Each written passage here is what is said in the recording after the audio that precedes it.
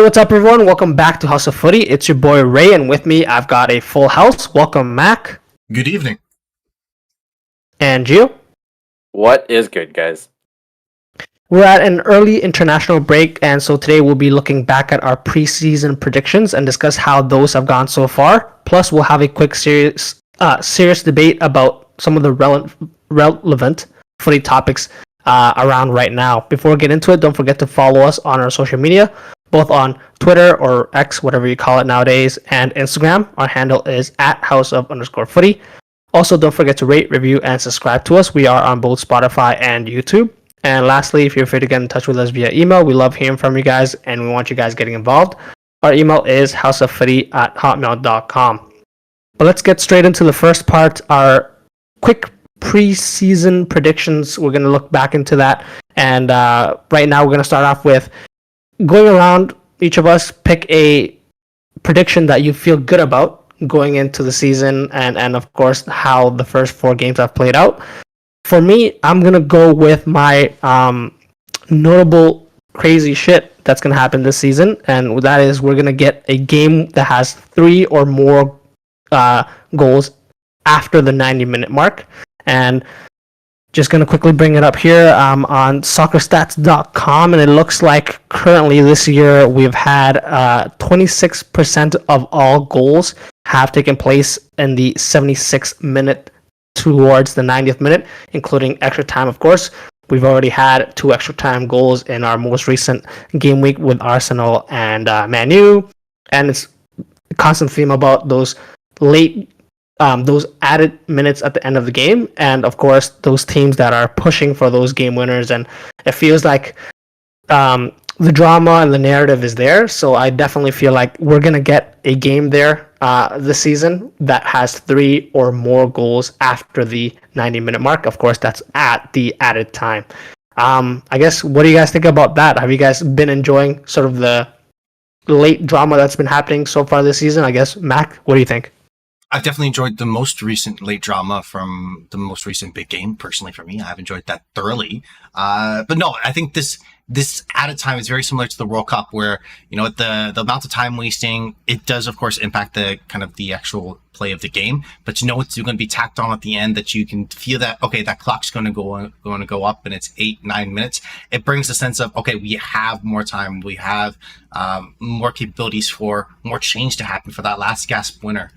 So I think that's a great shout that you had going into the beginning of the season, and you've already were in a couple of games here where there's been 2 goals in at a time for several games. So I think you're just on the brink there of getting your desire, getting your prediction spot on. So lovely to see, and I definitely think that it's created a much more exciting end of game atmosphere for these Premier League games. For you, Gio, I guess same question, but if you're a coach now in the Premier League and you know that there's going to be at least 5 or more minutes added into the end of the game, do you kind of delay your substitutions in that case?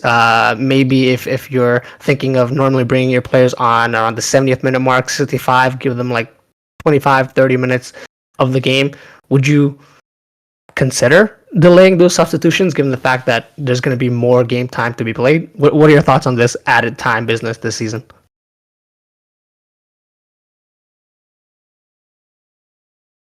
Gio, I'm not so able to hear you. I think there might be a connection error there. I apologize.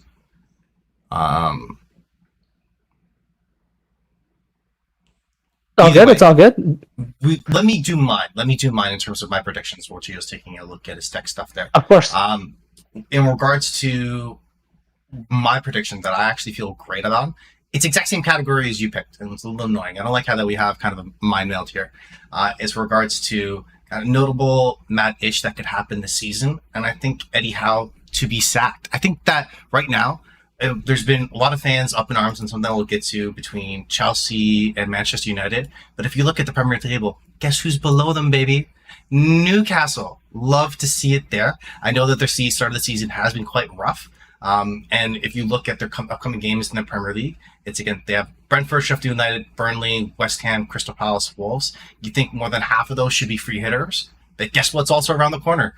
The Champions League starts up, and they are arguably in the worst group with PSG, AC Milan, and Dortmund.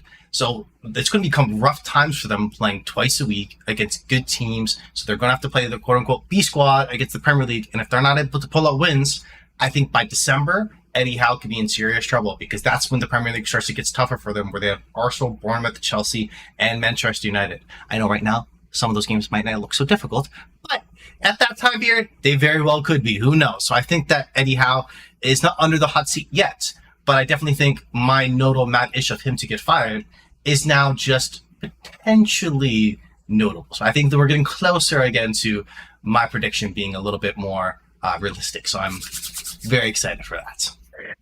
I do love that shout, considering we didn't actually mention the Champions League draw. Of course, they're going to be facing AC Milan, PSG, and Borussia Dortmund, because they obviously got drawn together. That's a crazy, you can consider a group of death. But yeah, Gio, I guess, what are your thoughts on Newcastle's shaky start to the season?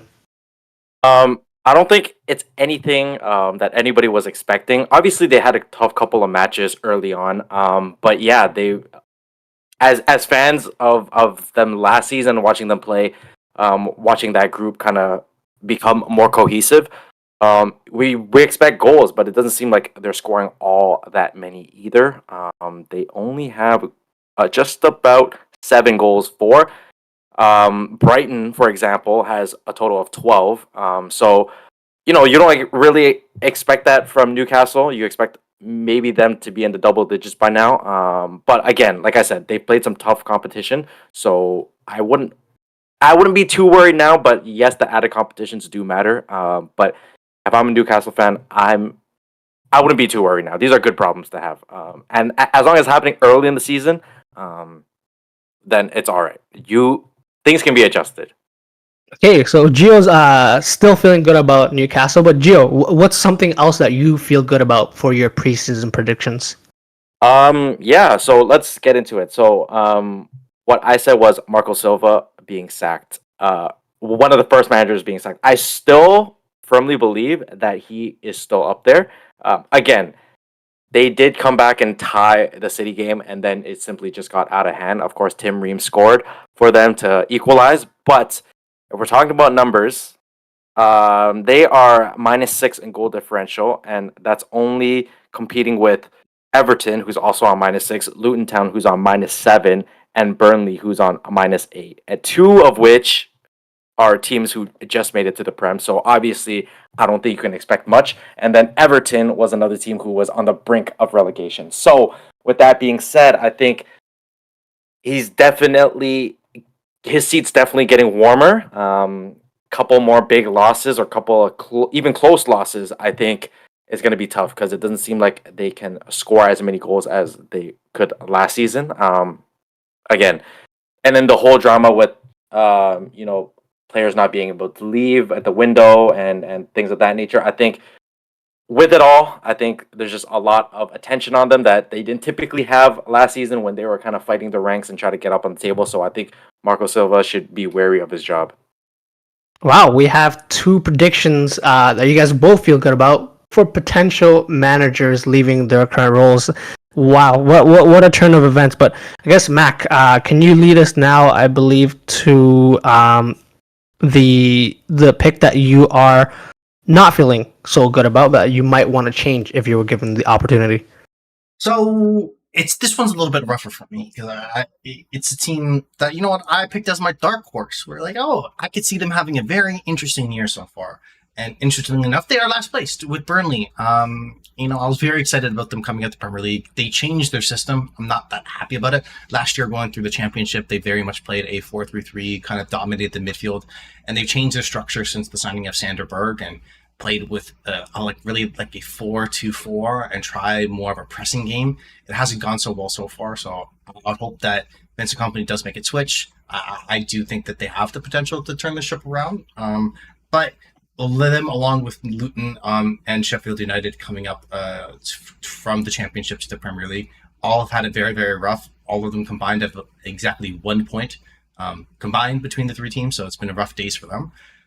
So it'll be interesting to see again. Like I said, I hope Burnley turn it around. But if I had to make a change, it would be from them. And the change that I would want to make, I don't know if it's really a dark horse, but I wish I really could pick Brighton again. If I had the potential to be able to do that, because a lot of players that have made them successful the last couple of years have moved on, but they still have such good talent. The Evan Ferguson hat trick. I'm a little bit annoyed at him coming out to saying that he wouldn't want to play for England because he wouldn't be allowed back home. Who cares? Just don't go back to Ireland. Who cares? Just don't do it. It's not a big deal. Let's play for England. Come on. What do you mean? What do you mean? Why would you want to go back home? Seriously, come on. Seriously, think about it. So it's tough days for Burnley. But if I could make a switch and they were considered dark horse, I would be all over Brighton for sure. Yeah, honestly, Burnley, we all, I think, weren't expecting them. I think none of us had them as a team that to get relegated this coming season, but of course, they find themselves last placed, and that's not a great start for Vincent Company and his team. But I guess there are some signs here and there that they are, a team that can play. I think against Man City, they had a decent amount of possession at times and had chances, but of course, Man City did get the win against them, and so we'll definitely have to keep an eye out for how Burnley do. But Gio, I know you're burning to answer this question. If you could make a change to one of your preseason predictions, what would you change? It would definitely. I mean, I think we all know that. I think it would definitely have to be the top goal scorer. Obviously, if you guys have listened, I did pick Mr. Harry Kane, who decided to depart for Munich. But yeah, so let me change that. If I had to change it, this is what I'll change it to, and hear me out. Was actually a hat-trick scorer this past weekend, and that name is not Evan Ferguson, but Heung-min Son. I will pick Son just because he's able to play up in the middle, which is a big switch up for him and allows him to be a tap-in merchant if that's the case. He's probably going to get penalty duties.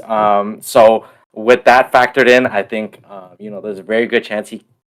I mean, I don't. It's hard. It's going to be a hard year for him to try and beat Holland, but I think if anyone can, I think it's going to be Son. Captaincy, kind of chip on his shoulder. Playing up the middle, I think he's looked good so far. So bounce back here. Let's go with Son. Oh man, I love that shout. I absolutely love it because it's gonna play into my next pick. But I guess before we go into that, Mac, any word on that Son pick from Gio? He's a secret Spurs fan. I think we can confirm this. No, he only wants to pick Spurs players to win the Golden Boot. It is what it is. Maybe it's a reverse jinx where he hopes that they do well, but in actuality they do horribly, and maybe that plays into his reverse jinx. He has a Spurs jersey underneath his pillow right now at home. 100%. Would not be surprised, but if you guys follow sort of my pick that I would, I guess, choose to change, I would be one of those, maybe you can call me bandwagoners, hopping on that Spurs train, because yes, I did have Brighton as my dark horse team. I'm still confident that they're going to finish well into the European positions, but Spurs, a team that we were all kind of down on, I wouldn't mind having them as a dark horse team. They've started quite well and showed that they have had, even though they've had a lot of changes in that team, new players coming in, and sort of a new system, they're still second in the Premier League table right now, and 3 wins and a tie, no losses. A couple players playing amazingly well, and I guess we can only expect more from them. So not too much for me to change, but if I were to choose something to change, I wouldn't mind adding Spurs as one of my dark horse teams for this season. But I guess let's move on to this last part. We'll go around and discuss a team, topic, or player that we haven't given enough love so far in this season. And Gio, let me hear from you. Any team, player, topic that you want to discuss? Yes, absolutely. I think I've showed them much love throughout the years, throughout recording this podcast. And I think sometimes I get a weird look sometimes from Mac in particular. But shouts out to the best team in London. West Ham United. Come on, you Hammers. They're playing well. They're playing well, and I love it. And I love that Jared Bowen is, not thinking about last season. It looks like he's playing more freely. Almost now that the Rice saga is over, is he leaving? Is he staying? He's out the door. Let's see what we could do with the guys here. The addition of James Ward-Prowse, I think, is fantastic. It's just a fun team to watch. Well, at least so far. They're able to score. They're able to score on set pieces. They just look like West Ham of the season prior to last season, and it's just so fun to watch. All these dark horse teams like Brightons and the West Hams. Even if you want to throw Spurs in there because they didn't have a hot season last year, just making the Premier League, it's just proving the point that any team is able to bounce back and any team is able to win each game, which makes the Premier League one of the best leagues in the world. So, shouts out West Ham, the best team in London. On that note, James Ward-Prowse is tied with Phil Foden and Pedro Neto. And also Karim Mitoma, 3 assists so far, and I think we can all expect a couple more from him from set pieces. So I love that shout. Mac, any thoughts on West Ham so far? No. Okay, well, that might be because Gio mentioned something about a London team being his favorite. Well, don't worry, I'm going to do my pick now. It's not going to be... Oh, actually, it is going to be another London team. Not my favorite, but I think it's fair to say we haven't really mentioned them too much this season, and that's going to be Brentford. Brentford have started decently well, and the only reason why and the main reason why I'm picking them is they are literally the team that really no one really speaks out too much about. They are quite an under the radar team, currently doing decently well, a win and 3 ties. No losses so far, but of course, Mbeumo has, I believe, 3 goals in the Premier League so far. They're playing decently well, even though they are missing their big striker, Ivan Toney, to come back. And so if they can continue playing well until he comes back, I think they'll be decently set up to have a strong finish this season. And as well, they're a team that you kind of can couple with the Brightons, where they have players come through and then maybe make another move to a quote-unquote bigger club. I do expect those things to happen, but I do hope for Brentford and those fans that they continue doing well, stay like a sleeper team, but eventually, finish middle of the table, and even hopefully for them, push for maybe a European position this season. So that's going to be my pick for one of the teams that we haven't really given enough love so far, and I think it's time that we do mention them at the very least for a little bit. But Mac, let me hear from you. What is your pick? It's not a team. It's actually an individual player. Someone that I think the team that you both have already talked about, and a player that maybe, to a lack of better, I think is definitely hyped up in the British media as potentially being an England superstar, but has not featured as much for the English national team in terms of actual playing minutes. And I think this new role that he's played in on this new team this year puts him in a position where over this course of this international break, if he doesn't get some minutes, I would be very, very surprised. And that's James Maddison. What he's been able to do for Tottenham Hotspurs in terms of playing a deeper role. Because if you look at and you talk about their patterns of play of how they're building up, normally he's been kind of the on previous teams when he played for Leicester, is where he's always been the assist maker, where he would always make the direct pass that lead to the goal, that key pass, that key opportunity. Whereas based off of how they're trying to build out, he actually drops back and isn't alongside a lot of his other 2 midfielders, Sarr and Basuma, and you see their wide backs, Pedro Porro, and who plays on the left hand, Davey sometimes plays on the left hand side, whoever plays on the left hand side, step in, pinch in, and play more inverted a little bit higher up the pitch. And he's breaking the line. So he's really doing the hockey assist pass for creating opportunities instead of being the direct assist. So that's unfortunately had a downturn in, let's say, his numbers, but he's already gone the score sheet a couple times. He's played well.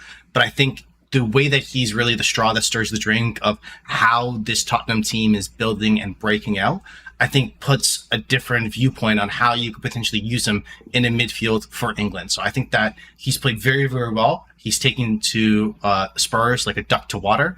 And I think that this year we're definitely going to see more of a versatile player that we have seen previously in the Premier League for James Maddison. So I'm very excited for him. He's had a great start, and he has the potential to kick on for the rest of the season for sure. Yeah, turning 27 this year, 2 goals, 2 assists in the first 4 games so far for Spurs. So yeah, new team, and he's already hitting the ground running. Expect him to hopefully feature a little bit more, as well as England are preparing for the Euros, and so that's definitely a player to keep an eye out for. So yeah, I'm glad that we all have mentioned Spurs, because we are, I think, all Spurs fans underneath at the very least, and so we'll just leave it at that. We'll take a quick break here, guys, and then we'll be back with some debates for some current trending footy topics. So stay with us, guys. Welcome back to House of Footy, guys. We are going to finish off the podcast today discussing some current topics in the world of footy, and of course the first one being the Ballon d'Or conversation. Of course, that's going to be coming up very shortly, I think at the end of next month. And so there's, of course, a lot of discourse on Twitter or X, whatever you want to call it nowadays, about who should be the rightful winner of this award. And so, of course, Erling Haaland is going to be one of the names up there. Gio, 52 goals in 53 matches in all competitions. Treble winner, of course. Amazing first season with Man City. And Messi, 20 goals, 20 assists for PSG in all competitions. And of course, he did have the World Cup win, where I have to pull it up afterwards. But of course, he was involved with the goals and assists for his country as well. Give us, I guess, your take on this, Gio, who you would pick. And yeah, we can just discuss that. What do you think, Gio? Am I biased? But this is what I think. I think it should be quite unanimous. I know Messi won a World Cup, but Haaland is a cyborg. To do what he did in his first year, when I'm sure we've all seen the video of the guy who said, if you think Haaland's going to score more than this many goals, you're doing the Premier League a disservice by saying he's going to score this many goals. He not only scored that many goals, he almost tripled those amount of goals. So the fact of the matter is, he came into a new league in which we know requires a transitional period for you to adjust and to figure out the league and to figure out how tackles usually come in and things of that nature. But for him to come in and to dominate, not only to dominate but to win a treble on top of that, is, I think, a huge success. A success you really can't disregard or just overlook, because the World Cup is a World Cup. Granted, he's first time since Maradona, but the fact of the matter is, without Haaland's goals, where is Man City? Where's Man City that year? So he scored a lot of crucial goals. He scored a lot of goals for them. A lot of them game-winning goals at that. So with that being said, I don't think we should look any further but Erling Haaland. Ooh, okay. I was actually hoping that you would of course take one side so we can discuss then. So personally, yeah, I don't know. It's tough. It's tough. Of course, you made some great points there. Haaland can't argue against his record. If it wasn't like any other year, I would definitely give it to Haaland without a doubt. It's just that everything kind of points towards Messi's involvement with the World Cup. Obviously for his domestic team that he played for, PSG, he did fine. They won the league, which is kind of expected for PSG. But in the World Cup, he did have 7 goals and 3 assists, which is not a small feat by any means. Of course, we all can agree it is the biggest competition in world football. And so, that being said, a lot of people may say it's kind of scripted. That's what people are saying nowadays. But I feel like it would be a great end for his sort of more competitive stage of his career to, of course, achieve that award and go off with that award before he inevitably retires in the next couple of years. But that's my take. Mac, I'm hoping you can maybe take another point of view, or you can reemphasize Gio's. What are your opinions? So my thought process is, for me, I think you said, in terms of what you said at the beginning, Ray, that if in any other year but this year, I think Haaland walks to it, and I think he deserves it. I'm going to throw a little bit cold water on last season for Haaland. how good was he in the semifinals and finals of any competition? Let me give you some numbers here. Erling Haaland in semifinals and finals for the season of 22-23. For against Real Madrid, both games, 0 goals, 0 assists. And Inter, the finals, 0 goals, 0 assists. The Super Cup finals, 0 goals, 0 assists. Community Shield for either years that he's played in, 0 goals, 0 assists. FA Cup semifinal, Sheffield United, final Manchester United, 0 goals, 0 assists. So he was a bare goose egg in all the final competitions for any of those games. So I think that's the only cold water I'm going to throw on him. He's a machine, ultimate goal scorer, and all likelihood, because he's going to lose this year, puts him in a position he'll probably win next year. But at certain points, there's things above football that have to kind of be represented. And I think as a career arc, a career achievement for Messi, for winning the World Cup, something that a lot of people have put doubts on him, even his fellow Argentines in previous years have been very, I would say, aggressive and disappointed with how well the team has performed, to then come back, win the World Cup in the moment, the way that he played throughout the tournaments, the goals that he scored, the moments that he had. I don't think any season in the history of seasons can take away from that. I know it's not fair necessarily because it's just the one tournament. And realistically for Messi, it is only that. There's no other case you can make outside the World Cup. But because it is him, because it is the World Cup, because of the history, I think it has to go to him.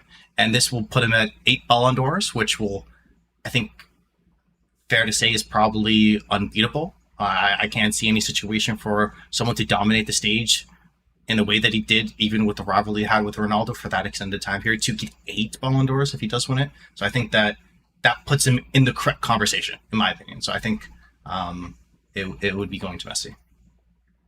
See, I definitely I take it all from both points of view, and that's why it makes it so hard. From a football standpoint, it is kind of you can't argue with Haaland's record, but you did mention a great point. In certain times, it feels like he's not doing too much, especially in involvement with the team in terms of build up and where you can kind of argue assists with Man City. Well, if you're playing for Man City, you're going to get enough service for you. So really, you just needed to score those goals. But on the flip side, Messi didn't have the greatest domestic season. But of course, the World Cup is the World Cup. So it's really tough. And I think it's actually going to come down to the wire. And that's exactly why I kind of wanted to bring it up for you guys both to sort of discuss your opinions, and hopefully a lot of people can listen to this and give us their opinion. So let's move on to the next topic. This one's a little more of a joke, not in a way where you should take it in a negative way. But what I mean right now is, of course, Chelsea and Manchester United haven't started their seasons as well as they would have wanted. And Mac, we kind of spoke about this briefly off podcast. Not in the greatest positions for both teams going into the start of the season. A lot of injuries. Man U are currently 11th placed with 6 points, and Chelsea are 12th placed, just below them on 4 points. But right now, if you were asked who would you rather be a fan of, who would you choose? Man U with their unlucky results and injuries, or Chelsea, who came off the back of that poor season, are expected to bounce back, but haven't had that quick bounce back that we expected. So, Mac, what do you think? This is tough. This might be the most difficult question I've ever been asked, because in any situation, who would I rather support? I don't want to support either of them. I don't like either of them. Why would I do that to myself? I'm a better person than this. But because you've put me in this position, right? Given where things are right now, and given the injury toll Manchester United have, as well as things that are going on off the field, it's tough. I really can't wrap my head around how do I look. What is the positivity aside from Rashford? What is the positive aspect that I feel excited about right now for Manchester United, where I feel like, you know what, for the next 2 to 3 years, we have this, and it's going to bring me happiness and joy. I just have Rashford. Versus for Chelsea, even though I don't feel like I have that one totem of Rashford, I feel like there's a couple of more smaller pieces that can amalgamate into a little bit more than that, where I am happy with Enzo Fernandez. I am happy with Colwell that's come in and played defense. I'm very happy with that. I did like Nkunku in the preseason. I did enjoy that. It's not like the one shining bright star that Rashford is, because I feel like, again, I love Rashford, great, phenomenal player, and something that I would be a player I would be happy to support any week. But aside from him, I feel like Manchester United's got nothing. It's just sadness, sorrow, and pain, and tears, and depression. Versus for Chelsea, I just feel like there's a couple more petite pieces with potential where if I squint from the right angle, if I got the right viewpoint, I see hope. There are more players, literally probably more players on Chelsea to find that hope because they've done so many goddamn signings. So that should be the case. As well as I feel like at least I have an owner that is going to throw money at something versus an owner that just wants to sell off, not even sell the club, think to sell the club, lower the stock price so the club becomes less valuable and still not sign anybody and take more money out from the club so they can sign more players. So it's just, I'm sorry that it's not by the greatest of margins, but I'd rather support Chelsea probably. Okay. Interesting. Okay. Of course, Gio, yourself being a Man U fan, Very interesting. it is a loaded question, but let's hear from your point of view. Does Mac have any good points that he brings up? What are your thoughts? Yeah, no, I think he definitely brings up a good point in terms of the valuation of the club now that the Glazers have kind of brought them off the market because they couldn't come to an agreement with anyone, even though they've had several bids from, several people, several companies, joint groups, whatever you want to call it. But I think at the end of the day, being a Man United fan myself and seeing how the last few seasons have gone, I've almost come with a comfort that Man U tend to kind of pull it out at the end of the season. They kind of get their little streaks going and they kind of salvage where they can and they still put in a decent effort. Now, again, we talked about the consistency of Man United. That's the big tell of the season in terms of how we're going to gauge success or engage in terms of how I gauge success. But if we're going to be completely honest, I think Chelsea have a lot more to lose and should have a lot more pressure on them. The amount of money they're spending, if they don't do anything with this, don't make it to Europe again, financial fair play is going to come knocking on the door. One, and in my eyes, they still don't know. Poch still doesn't know who his best starting 11 is based on what they've done so far. Now, who does that share similarity to? In my eyes, if we're going shot for shot, I think Chelsea is just a more rich Nottingham Forest. Buys a bunch of players, new starting 11 every week. Where's this going? I like that. I like that. Where is this going, Chelsea? So, I mean, if the way of the world is on a team, I think it's on Chelsea because they can't afford to have a duplicate season as they did last season. So, sitting in 12th place, I think, yes, it's early days, but yes, I think they should also be a lot higher based on who they signed, based on the names they've signed, based on the money they've shelled out. Had it been Man United shelling out this amount of money with new owners, their football news would strictly be on Man United, on why they are 12th. But because Chelsea's, Chelsea, no diss, but Chelsea is Chelsea, still not Man United, they're getting slack, but they're just flying under the radar just enough that, fans are still able to hope, oh, this can happen. If I'm a Chelsea fan, I'm nervous and things need to change quickly. If I'm Man United, early days, I think they've had a rougher start last season. So, am I worried? No. Am I frustrated? Absolutely. I think the word is frustration. I'm not worried. I think they always tend to pull it out, whether it's third, whether it's fourth. As long as we stay consistent and be able to play at a level that we think we're able to play, then I think that's all fair and said and done. But Chelsea definitely has a lot to worry about, and I would definitely still be a Man U fan had I not been a fan of football.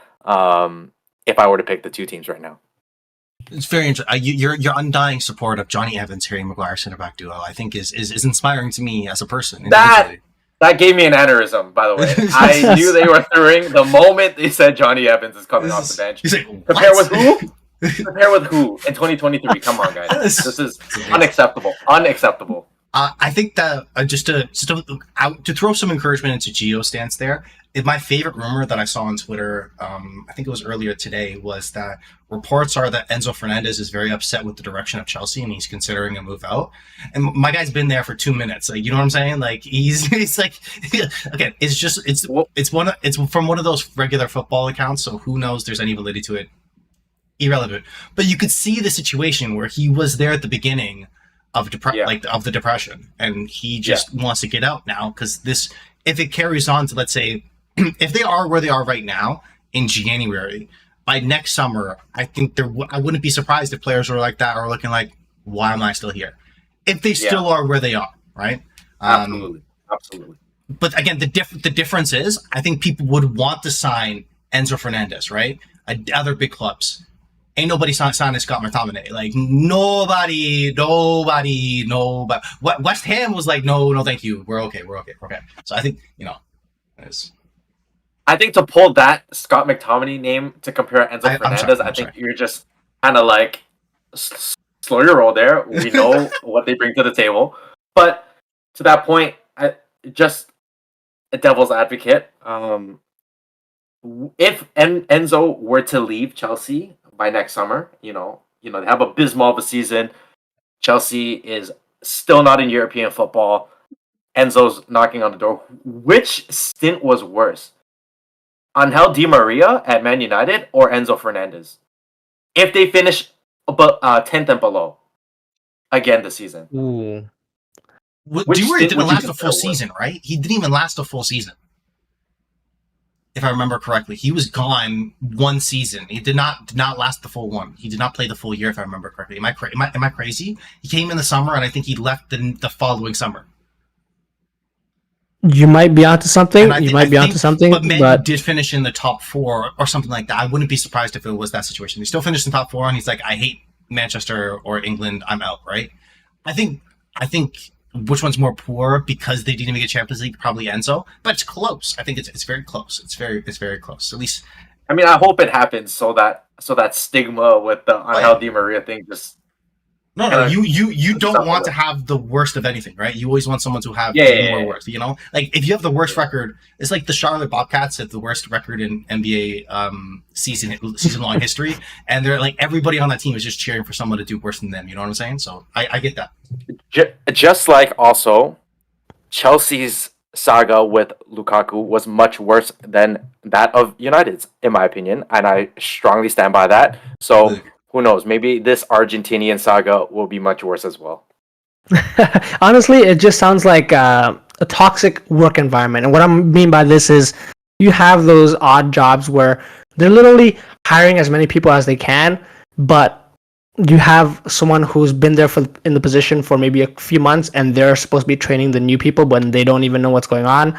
And it screams Enzo Fernandez, where he's like, what am I supposed to do? I just got here. How you expect me to teach everyone to do everything they need to do? But hey, that's why it's a good question right now, and so hopefully you guys enjoy that little bit of discussion before we move on to, I guess, just based on time's sake, our last sort of question for the podcast, and that's of course revolving around everyone's favorite team, Liverpool Football Club, and that's Mohamed Salah. There is a huge $215 million bid from Al Ittihad for Mohamed Salah, who, of course, is Liverpool's best player. And now that the transfer window has shut for Liverpool, it's tough as a Liverpool fan to simply just say yes to the money.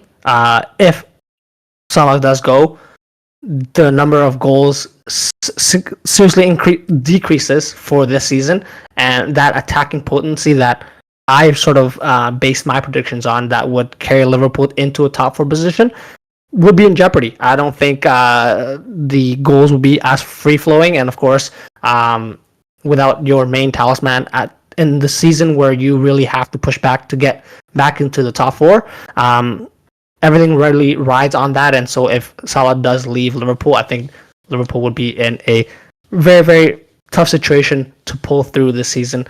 Of course, given the fact that there's no Champions League, and of course they're looking to do as well as possible. But yeah, I said it before. 250, anything above 200 is something that I would definitely agree to.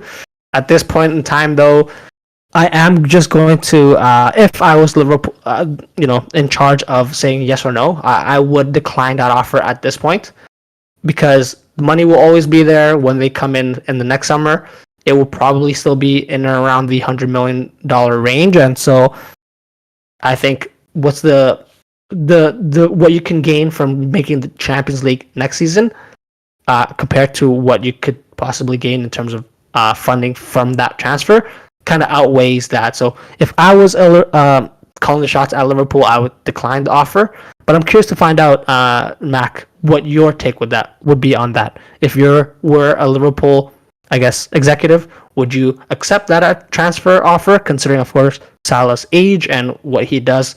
I guess however many years he has to offer his services to Liverpool, or would you decline? What are your thoughts? It really is up to Klopp for me. If I am on the board, if I'm making a decision, I'm going to be like, Klopp, Daddy, let's be here. All cards on the table. What do you want, right?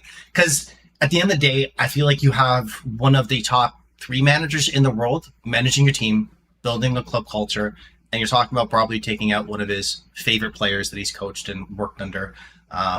So it would be a tough conversation to have, as well as considering the amount of money that you would potentially receive from the sale. You're not in a position to buy anybody until January. So in all likelihood, you're downgrading the club now. So you're going to put short-term ambition over long-term financial success. So is there a pathway you can still keep Klopp happy, make him want to stay around for a longer time period, help build the squad, as well as have a plan of, okay, we're going to receive this money.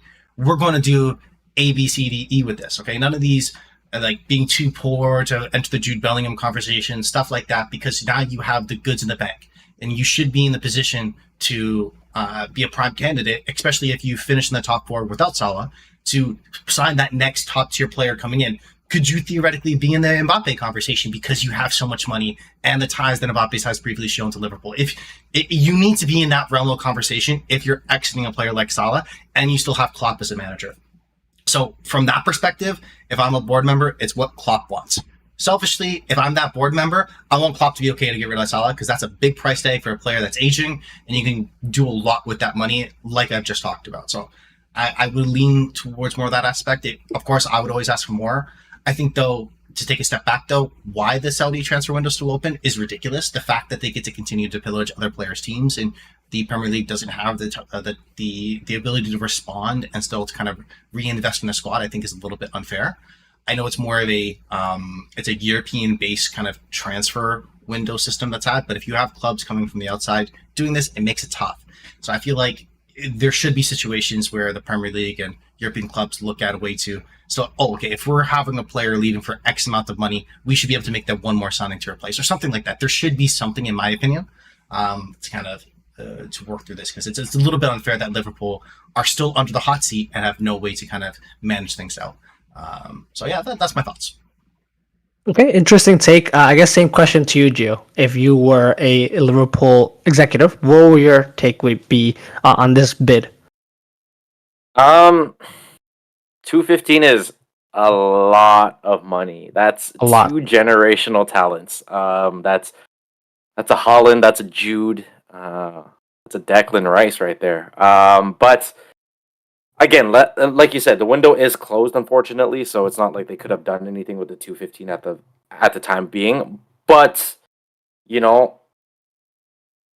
again, I agree with Mac. They should have just went to Klopp and said, "Hey, what do you want? What do you think we can do if we hadn't had Salah in the lineup, or do you think he is too integral to miss in order for us to be in that top 4 conversation?" But honestly, if they had sold him and had made it work, it would have been the most genius thing known to man.